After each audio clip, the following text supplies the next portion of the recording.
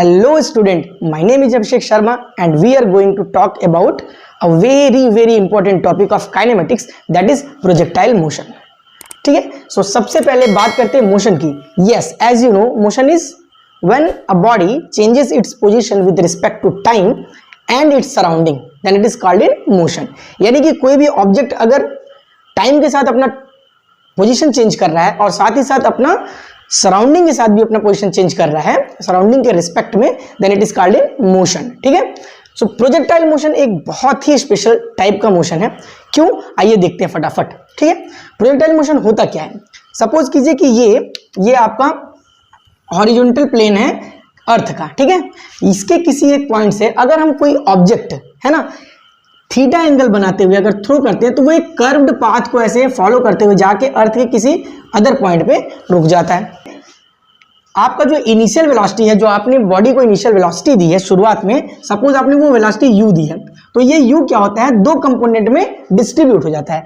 एक तो ux हो जाता है जो कि x प्लेन में काम करता है, और दूसरा हो जाता है uy, है ना, जो कि आपका y प्लेन में काम करता है, uy. ठीक है, ये y वाले प्लेन में काम करता है. अब ध्यान दीजिए, ये दोनों जो आपके कंपोनेंट हैं, वेलोसिटी के कंपोनेंट हैं, इनिशियल वेलोसिटी कंपोनेंट, ये क्या है, u वेक्टर है. ठीक है, तो ये जो ux है ये क्या हो जाएगा, आप जानते हैं कि हॉरिजॉन्टल कंपोनेंट क्या लिखा जाता है, u cos, अच्छा यहाँ पे एंगल थीटा नॉट बना तो u cos थीटा नॉट हो गया. दूसरा यहाँ पे जो आपका अपवर्ड्स जो वर्टिकल कंपोनेंट है ये क्या होगा, u sin थीटा नॉट होगा. ठीक है, तो ये क्या काम करता है, जो आपका हॉरिजॉन्टल वेलोसिटी है वो इस ऑब्जेक्ट को हॉरिजॉन्टली आगे ले जाने की कोशिश करती है, जबकि जो आपकी वर्टिकल वेलोसिटी है वो क्या करती है, वर्टिकल कंपोनेंट इसी ऑब्जेक्ट को वो ऊपर ले जाने की कोशिश करती है. लेकिन चूंकि आपके एक्स वाले डायरेक्शन में यानी कि हॉरिजॉन्टल डायरेक्शन में हमने कोई भी एक्सेलरेशन प्रोवाइड नहीं किया है, एक्सेलरेशन जीरो है, इसलिए ये वाली वेलोसिटी कंटिन्यू रखती है, ये वाली वेलोसिटी कम नहीं होती, कांस्टेंट रह जाती है. ठीक है, जबकि हम ऊपर की तरफ अगर गौर करें तो ये पूरा का पूरा मोशन हो कहां रहा है, under gravity. Under gravity, gravity के अंडर ये पूरा खेल हो रहा है. इसलिए जो अपवर्ड्स डायरेक्शन में जो वेलोसिटी जा रही है उसके अपोजिट डाउनवर्ड्स में वर्टिकल आपका जो एक्सेलरेशन है वो क्या होगा, -g होगा. क्यों, क्योंकि आपका ग्रेविटेशन ड्यू टू एक्सेलरेशन नीचे की तरफ लगेगा. अब वो क्या करेगा, वो आपके इस वर्टिकल कंपोनेंट को क्या करेगा, डिक्रीज करने का काम करेगा. तो एक टाइम के बाद ये पूरी की पूरी आपकी जो बॉडी है ये ऊपर जाते जाते इस जो आपका अपोजिट एक्सेलरेशन है इसकी वजह से एक फिक्स पॉइंट तक जाने के बाद और ऊपर नहीं जा पाएगी. ठीक है, और वहीं से वो क्या करेगी, वेलोसिटी डिक्रीज करते हुए फटाफट नीचे आके किसी दूसरे पॉइंट पे टकरा जाएगी. ठीक है, तो अगर हम बोले कि किसी पर्टिकुलर पॉइंट P पे, ठीक है, तो क्या होगा, आफ्टर टाइम t किसी पर्टिकुलर पॉइंट P पे उसका लोकेशन क्या होगा, उसका जो कोऑर्डिनेट क्या होगा, तो y एक्सिस पे सपोज वो क्या है, x एक्सिस पे x है और y एक्सिस पे y है, तो इसका x और y हो जाएगा. ठीक है, और इस वाले पोजीशन में वर्टिकल कंपोनेंट क्या होगा, vy होगा, हॉरिजॉन्टल कंपोनेंट क्या होगा, vx होगा.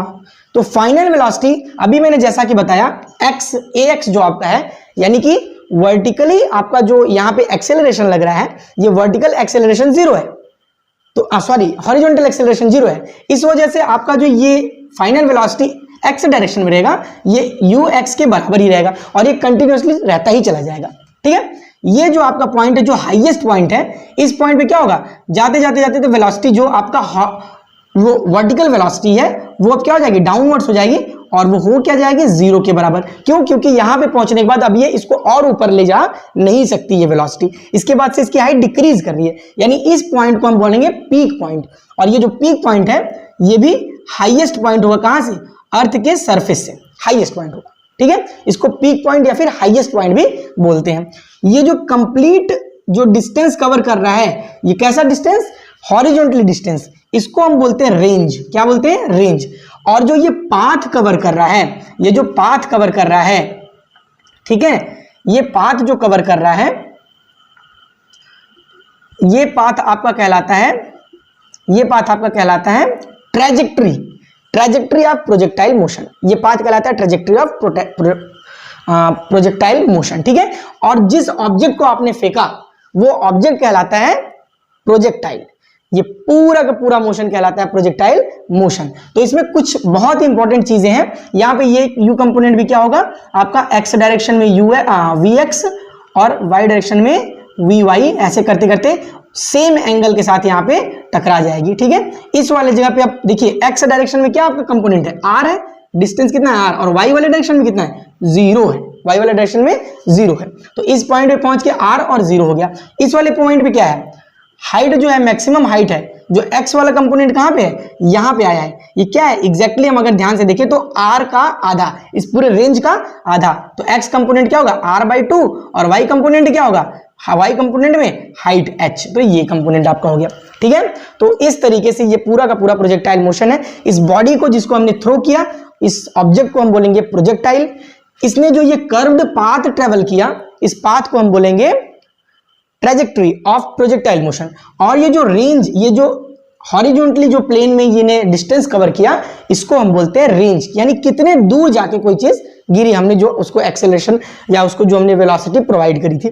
ठीक है, अच्छा दूसरी चीज, यहां से जब उसने चलना शुरू किया तो ये पूरा कर्व्ड पाथ कंप्लीट करके जब इस पॉइंट को टच किया, तो इस पूरे मोशन को करने में कितना टाइम लगा, दैट इज वेरी इंपॉर्टेंट। और उस टाइम को बोलते हैं टाइम ऑफ फ्लाइट। जैसे हवा में बैठते हैं ना, जहाज में बैठ गए, तो फ्लाइट में बैठते हैं, तो फ्लाइट में जब तक बैठे रहेंगे फिर जाके लैंड कर देंगे। यहां से टेक ऑफ किया और यहां जाके लैंड कर दिया। तो फ्लाइट में कितने देर तक थे, यानी हवा में कितने देर तक थे, इस पॉइंट ऑफ कॉन्टेक्ट से ऊपर जाने के बाद और इस पॉइंट ऑफ कॉन्टेक्ट में आने से पहले हवा में थे, और उस समय हम क्या थे, फ्लाइट मोड में थे।